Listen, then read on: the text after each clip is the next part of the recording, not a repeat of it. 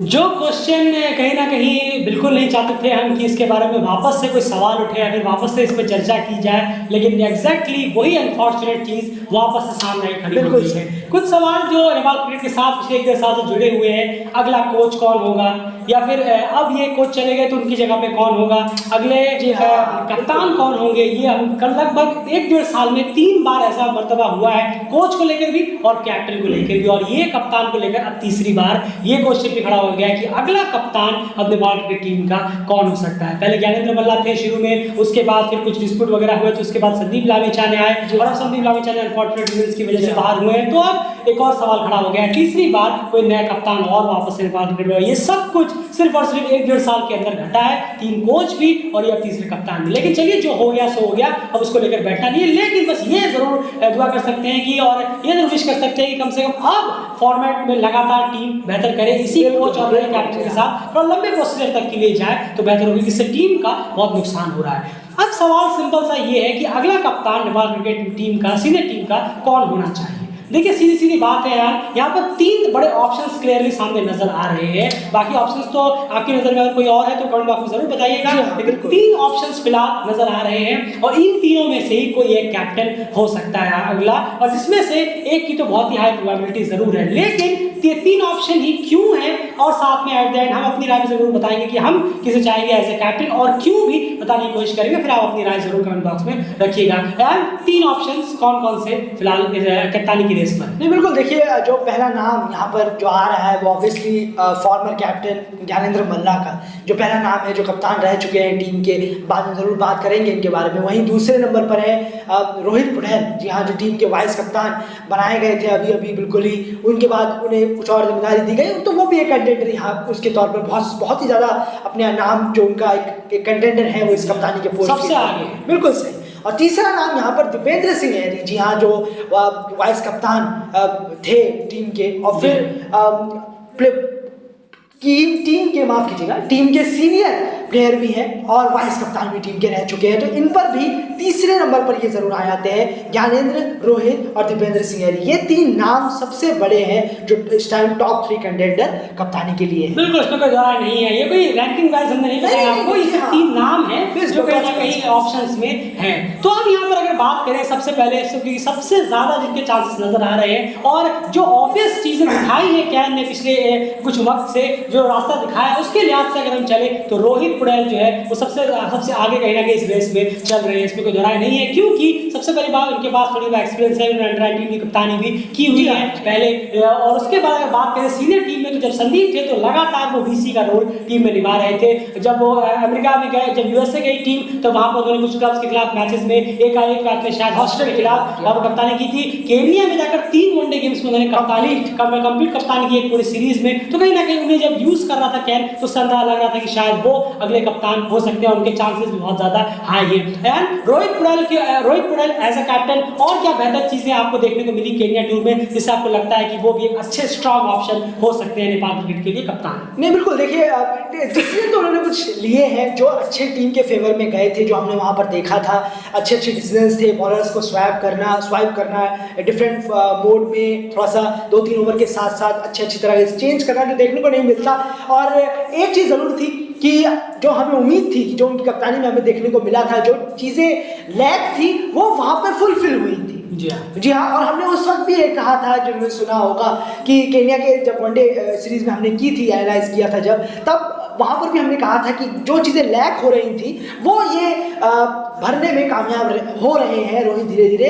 जैसे अगर उस चीज़ों को गिनाया जाए, जैसे दीपेंद्र सिंह यारी को नीचे करना और किशोर महतो को ओवर देना, दीपेंद्र सिंह यारी को कम ओवर देना, तो ये सब उसमें था। बॉलर्स को स्वाइप करना, स्पिनर्स वहाँ पर काफ़ी इफेक्टिव हुए।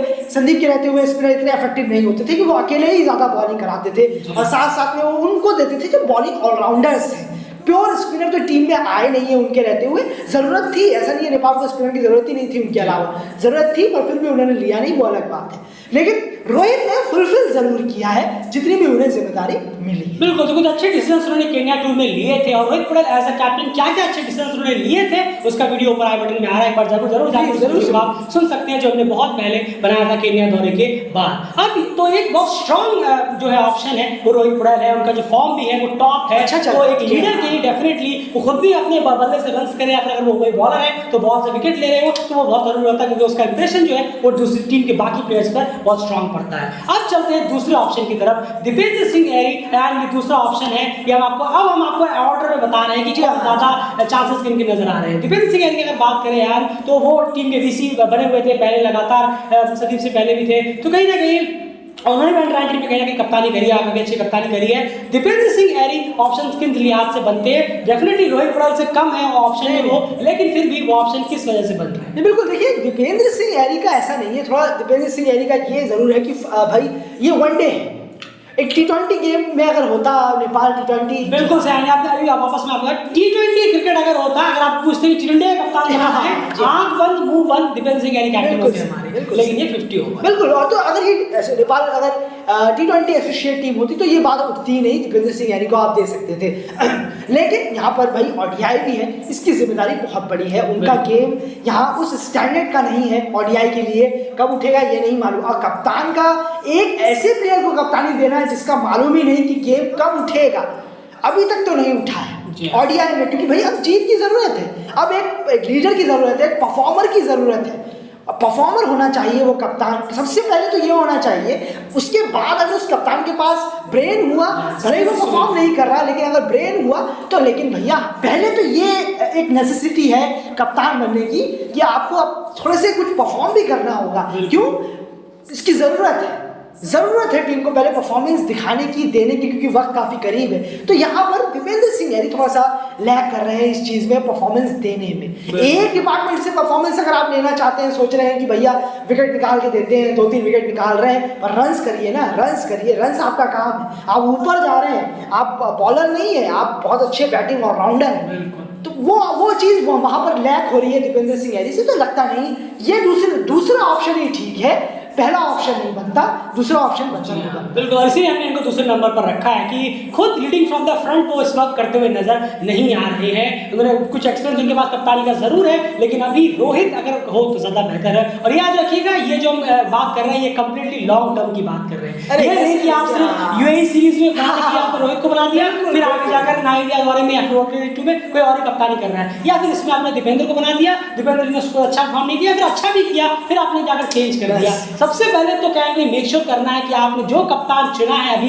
जो आप चुनने वाले हैं, ये लॉन्ग टर्म कप्तानी करें, कम से कम विजन 2024 तक लेकर जाए, तो अगले 2 साल अगर कप्तानी करें तो बहुत इंपॉर्टेंट बेहतर रहेगा। ये नहीं कि हर 6 महीने में आप कप्तानी चेंज करें, तो ये सबसे इंपॉर्टेंट होगा। आप जिनको भी बनाए उन पर ट्रस्ट रखें, भरोसा रखें, ऑप्शन इसी लिहाज से चले तो बेहतर होगा। ऑप्शन नंबर 1 जो टॉप कंटेंडर है वो रोहित है, उसके बाद दीपेंद्र सिंह एरी, और अब तीसरे नाम की तरफ चलते हैं वो है ज्ञानेंद्र मल्ला। जी हाँ, ज्ञानेंद्र मल्ला, क्योंकि वो पहले कप्तान रह चुके हैं, कुछ रीजंस की वजह से डिस्प्यूट वगैरह हुआ, उसकी वजह से कैप्टनसी छोड़ी, और उसके बाद बहुत सारी चीजें भी जो आप सबको बहुत ही पता है, बहुत ऑब्वियस चीजें हुई हैं, इसलिए थर्ड ऑप्शन में कहीं ना कहीं रहते हैं वो, और चांसेस उनके बहुत ही ज्यादा कम है। और देखिए उनके कम चांसेस क्यों हैं, क्योंकि ऑलरेडी आप पास में नहीं जाना चाहते, उनका भी बल्ला बहुत ज्यादा खामोश है, उनकी वजह से भी रन निकल नहीं रहे हैं, वो भी लीड फ्रॉम द फ्रंट करते हुए नजर नहीं आ रहे हैं, इतना ओकेजनली चलते हैं, कभी कभार चले, कभी कभार नहीं चले। अभी तक पीएम कप में भी अगर आप देखें रिसेंटली 3 मैचों में सिर्फ 64 रन निकल कर आए हैं, 100 बॉलिंग उन्होंने अभी तक तीनों मैच को मिलाकर नहीं खेली है। आज का मैच अभी कल जो मैच हुआ वहां पर कुछ अगर परफॉर्मेंस हुई तो देखना होगा, लेकिन सबसे बड़ी बात ये हो जाती है कि वो अगर आप पास में लेके जाना चाहेंगे तो वापस से जो मोमेंटम है वो गड़बड़ा जाएगा। अब वक्त आ गया है कि आप जब आपकी टीम में जब इतने यूथ और यंग प्लेयर भर रहे हैं, आप आ रहे हैं, उसमें अच्छे कुछ परफॉर्मर भी हैं, तो आप उन्हीं के साथ आगे बढ़े, एक लॉन्ग विजन लेके चले, जिनमें अभी थोड़ा वक्त जरूर लगेगा, लेकिन फ्यूचर में आपके पास बहुत अच्छे रिजल्ट निकल कर आ सकते हैं। डेफिनेटली ज्ञानेंद्र मल्ला का कप्तान बनाया गया तो मुझे लगता है कि टीम शायद 2 स्टेप पीछे न ले गई है, पास में हमसे बेहतर है कि आप किसी यंग कप्तान को बनाकर लंबे की सोचें। बिल्कुल, देखिए थर्ड ऑप्शन ही नहीं, ये होता भी नहीं है, ये डेली क्रिकेट प्लेयर बोलना चाहेगा यहाँ कि भाई पास्ट को वीसी देना, ये अमूमन सुना तो नहीं गया है, देखा तो नहीं गया है कि ऐसे वीसी दे दिया जाए या कप्तानी, माफ कीजिएगा, कप्तानी दे दी जाए। तो बहुत बड़ा एक यहाँ पर रिस्क जरूर है कि भाई अब आप पुराने रहे हैं पर टीम के साथ रखिए, टीम के साथ जोड़िए। अगर लगता है अगर परफॉर्म चल रहा है उनका अच्छा, वो भी अगर परफॉर्म चलता है, नहीं जरूर ऐसे नाम से तो कई प्लेयर ऐसे हैं कि नाम से ये हमारे एशिया में बहुत बड़ी दिक्कत रहती है कि नाम करते करते बहुत साल तक खींच चले जाते, करियर पहले ही खत्म हो जाता है, ये बहुत ज़्यादा दिक्कत है। पर जरूर इस चीज़ पर जरूर ध्यान देना चाहिए कि भाई परफॉर्मेंस हो रहा है या नहीं, कोई नया हमारी टीम में इस वक्त कितने यंग प्लेयर हैं या क्या है।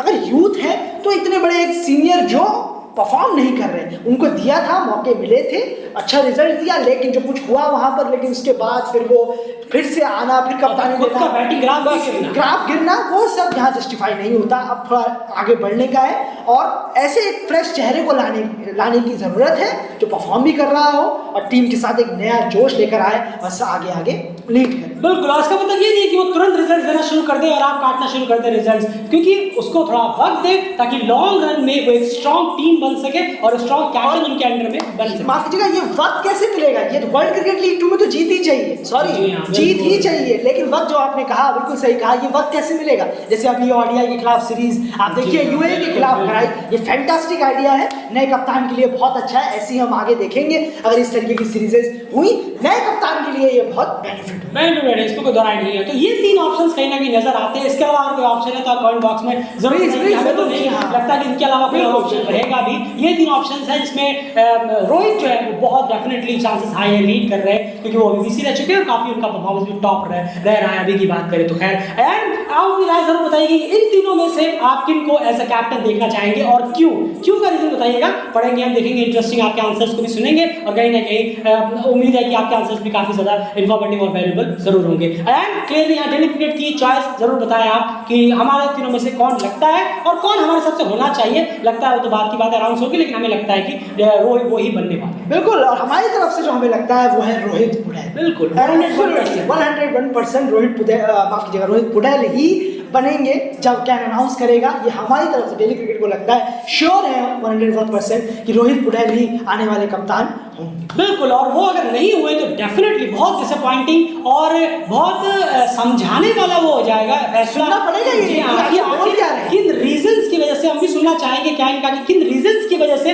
रोहित कप्तान नहीं बने, ये जरूर हम भी सुनना चाहेंगे, क्योंकि बिल्कुल हैरान भरा फैसला होगा अगर रोहित कैप्टन नहीं हुए तो। फिलहाल इस वीडियो में इतना है। प्लीज कमेंट जरूर करिए, अपनी राय जरूर बताइए कि आप इन तीनों में से किसको एज अ कैप्टन देखना चाहते हैं और क्यों का जवाब जरूर दीजिएगा। रीजंस आपके पढ़े तो अच्छा लगेगा, काफी डिस्कशन होना चाहिए। बस फिलहाल यही है, फिलहाल इस वीडियो में इतना है। प्लीज एक वीडियो को लाइक जरूर करिए, चैनल सब्सक्राइब कर लीजिए, लगातार बने रहिए डेली क्रिकेट चैनल के साथ। बाय।